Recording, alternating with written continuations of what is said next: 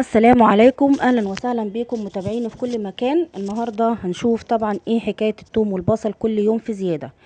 لكن في حاجه مهمه جدا، خلي بالكم من تاريخ نشر الفيديو ده، لان الاسعار بتتغير من يوم للتاني. في ناس بتشير فيديوهات او بتنزل فيديوهات بقالها شهر مثلا، ممكن تفتكروها اسعار النهارده، فخلي بالكم من حاجه زي كده.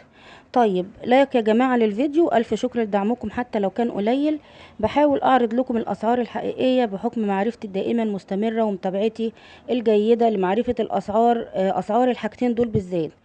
طيب، ايه موضوع التوم والبصل؟ التوم يا جماعة السنة دي خفيف، يعني السنة اللي فاتت كان التوم كتير ورخيص، فالمزارعين خافوا يزرعوا السنة دي كتير، علشان طبعا كل مزارع عايز يلاقي نتيجة مجهود الأرض بتاعته وزرعته طول السنة.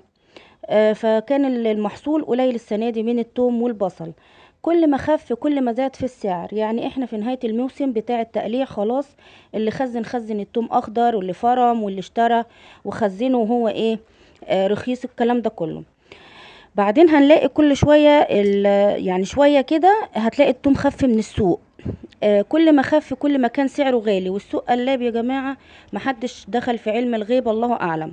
دي كلها توقعات يعني. والبصل كذلك نفس الأمر، كل ما قل عرضه في السوق كل ما هتلاقي سعره تاني ايه غالي. فمحدش عارف. طب الأسعار النهاردة، والتوم الأحمر طبعا سعره أعلى من التوم الأبيض فيه لغاية 30 ل 35 جنيه. طبعا الجملة بيختلف، والتجزئة طبعا وحسب المكان.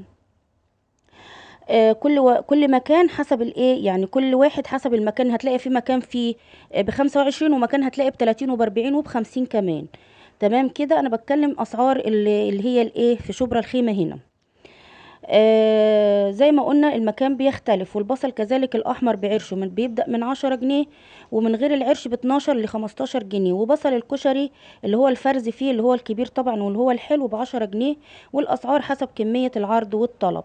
فعشان ما نقولش التجار هم اللي بيغلوا الأسعار، أسعار السوق محدش بيتحكم فيها. اللي بيتحكم فيها الخضار اللي معروض كتير بيبقى رخيص، موجود أقل بيبقى أغلى حسب الخضار، إلا في موسم زي رمضان وخلافه.